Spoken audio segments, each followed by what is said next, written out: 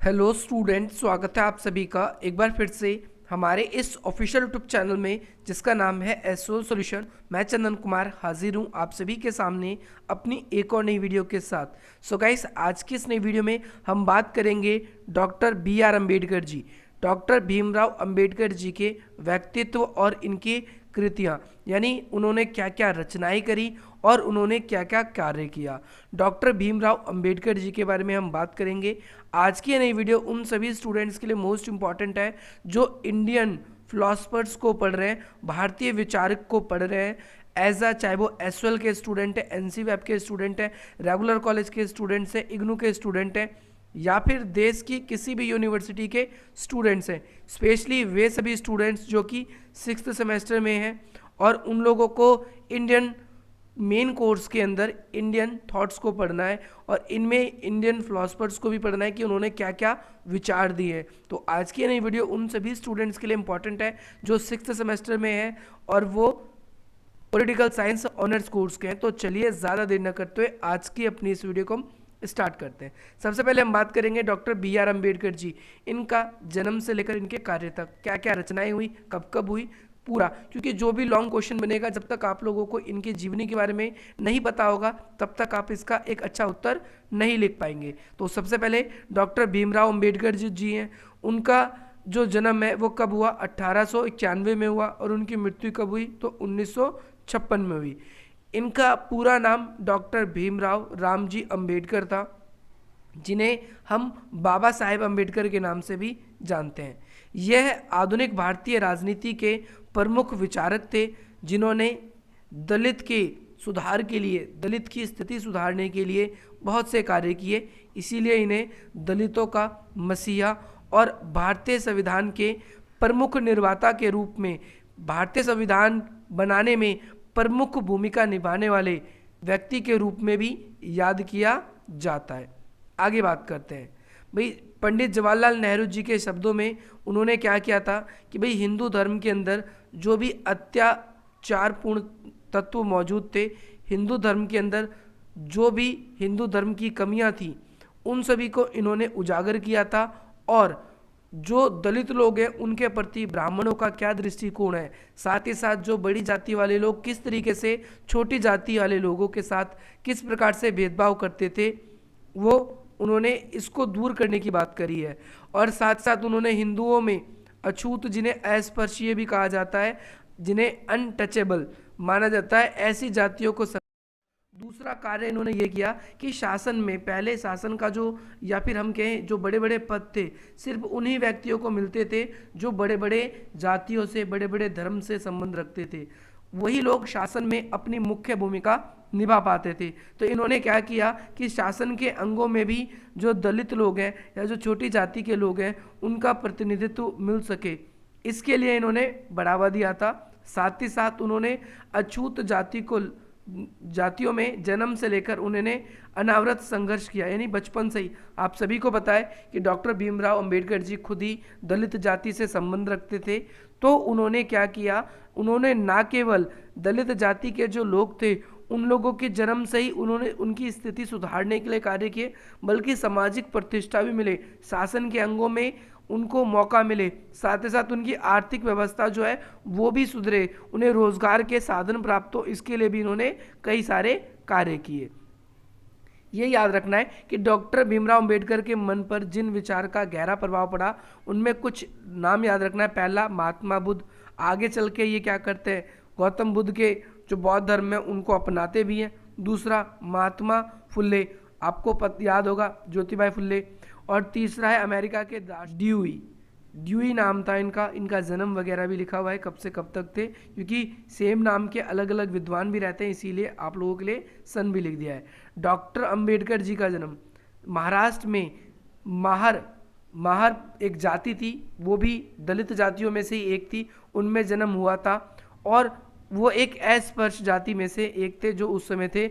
उनके पुरखे जो हैं वो सैनिक सेवा देते आ रहे थे और उनके जो पिता थे वो कबीर पंथ को मानते थे, यानी हम ये कह सकते हैं कि वे कबीर पंथ के अनुयायी थे, जिनमें जात पात के भेदभाव को मिटाने का उन्होंने संदेश दिया था। साथ ही साथ मानव जाति जो है उनमें समानता रहे, मनुष्य मात्र की समानता रहे, इसके लिए उन्होंने कई सारे कार्य किए थे। और इसके लिए उन्हें मनुष्य के बीच में भेदभाव, लोगों के बीच में किसी भी प्रकार का भेदभाव ना हो, इस बात को ध्यान में रखकर उन्होंने अपने कई सारे विचार प्रकट किए थे और लोगों में एकता स्थापित करने के लिए कई सारे प्रयास किए थे।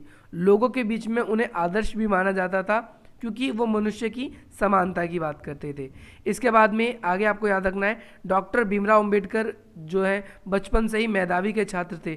मेधावी के छात्र का मतलब है कि वो पढ़ाई में बहुत अच्छे थे और उन्हें स्कॉलरशिप समय समय पर मिलती रहती थी। स्कॉलरशिप में भी ये है कि भाई इस वजह से वो जो है, अगर हम देखें डॉक्टर भीमराव अंबेडकर जी जो है वो जन्म उनका निचली जाति में हुआ, लेकिन पढ़ाई में अच्छे होने की वजह से कई सारे ऐसे राजा रहे या फिर अमीर घराने रहे जिन्होंने उनकी पढ़ाई में उनको सपोर्ट किया। और जब वो पढ़ाई कर ही रहे थे अपने जीवन में तो उन्हें कई बार बार उन्हें अपमान या यातना का सामना करना पड़ता था, लेकिन तब भी इन सब बातों को उन्होंने नज़रअंदाज करते हुए उन्होंने शिक्षा ग्रहण करी और एक समय ऐसा आया कि वो अपने समय में सबसे ज़्यादा पढ़े लिखे व्यक्तियों में से एक थे।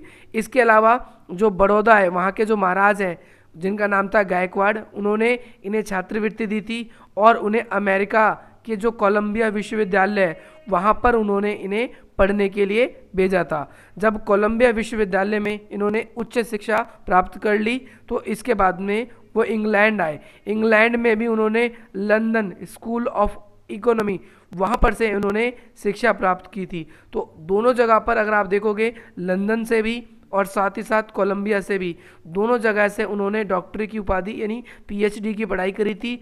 और लंदन में बेसिकली वो कानून की शिक्षा के लिए क्या बने थे, बैरिस्टर भी बने थे।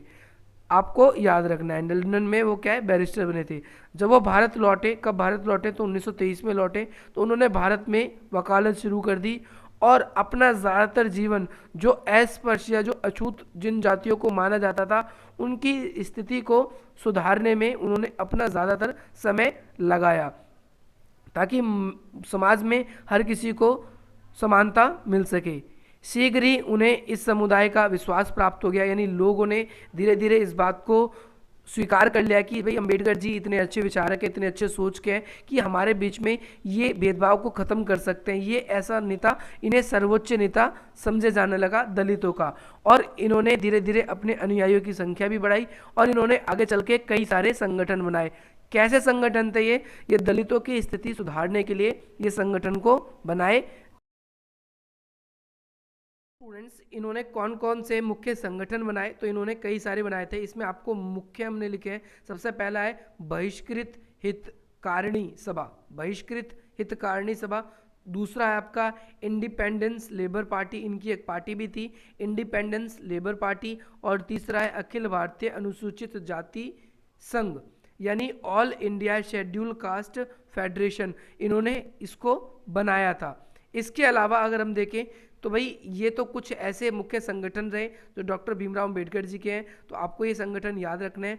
उन्होंने ना केवल अपने अनुयायियों को संगठित किया बल्कि हिंदुओं को मंदिरों में, छोटी जाति वाले जो लोग हैं उनको मंदिरों में प्रवेश मिले, इस बात के लिए उन्होंने कई बारी सत्याग्रह भी किया। उन्होंने कई सत्याग्रह के आयोजन किए और अनेक शिक्षा संस्थान उन्होंने स्थापित किए जहाँ पर महिला पुरुष को भेदभाव ना हो, पहली चीज़। दूसरी चीज़, छोटी जाति बड़ी जाति की भेदभाव ना हो। और उन्होंने कई सारे ऐसे लेख लिखे, समाचार पत्रों के माध्यम से उन्होंने लोगों की मानसिक जो दृष्टिकोण है उसको परिवर्तन करने के लिए भी कार्य किए। तो आप लोगों को ये वाला पॉइंट भी याद रखना है। इसके अलावा इनके मुख्य नायक और बहिष्कृत भारत, ध्यान रखना, इन्हें मुख्य नायक यानी लोगों का जो एक नायक होता है, एक हीरो के रूप में इनको जाना जाता है। और ये जनता जैसे ऐसे पत्र लिखते थे या ऐसी चीज़ें लिखती थी ताकि लोगों की सीधा भावनाओं पर प्रहार हो और साथ ही साथ लोगों के साथ में जो अछूते हैं उनके साथ जो भेदभाव होता है उनकी रक्षा करने के लिए उन्होंने कई बार अंग्रेजों से बातचीत भी करी, कई सारे ऐसे लेख भी लिखे। और आगे चल के लंदन में जो गोलमेज सम्मेलन आयोजित किए गए थे, राउंड टेबल मीटिंग या कॉन्फ्रेंस जो थी, उसमें इन्होंने हिस्सा भी लिया था। 1947 में जब भारत आज़ाद हो गया तो उसके बाद में डॉक्टर भीमराव अंबेडकर जी ने संविधान सभा के जो प्रारूप समिति थे, है ना। याद रखना है आप लोगों को, संविधान सभा के जो प्रारूप समिति थे उनका अध्यक्ष भी बनाया गया और उन्होंने भारतीय संविधान बनाने में अपनी मुख्य भूमिका निभाई हुई थी।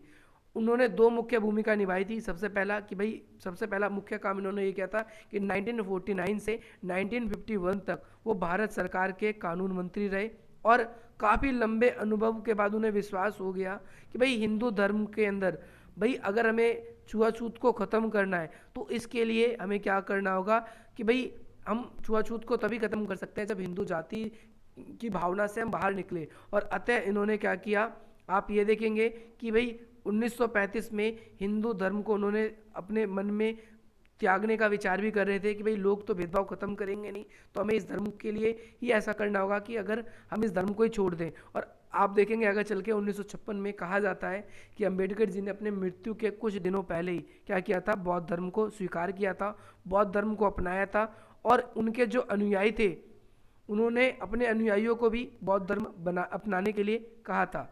इसके साथ साथ डॉक्टर भीमराव अंबेडकर जी की कई सारी बुक्स हैं, कई सारी कृति हैं, जैसे उनका नाम है annihilation of caste. Annihilation of caste मतलब जाति प्रथा का उन्मूलन, कब लिखा, 1936 में। इसके अलावा हु वर द शूद्रास, यानी शूद्रास कौन थे, और इसके बाद में द अर्नल्ट बेस्ड यानी अस्पर्श अनटचेबल होता है उसको, उसके ऊपर भी इन्होंने एक बुक लिखी थी 1948 में। इसके अलावा बुद्धा एंड हिज धर्म धम्मा, आपको पता है बौद्ध धर्म के अंदर बौद्ध धर्म अलग है, बौद्ध धर्म अलग है, तो बौद्ध धर्म के बारे में भी उन्होंने लिखा था। कब लिखा था, मरणोपरांत उनकी ये बुक लिखी गई थी जब उन्होंने बौद्ध धर्म स्वीकार किया था। और उन्होंने ज़्यादातर चीज़ें तो लिख दी थी लेकिन वो उसे पब्लिश नहीं कर पाए थे, तो मरने के बाद में वो पब्लिश हुई थी और काफ़ी ज़्यादा क्या हुई, पॉपुलर भी हुई थी।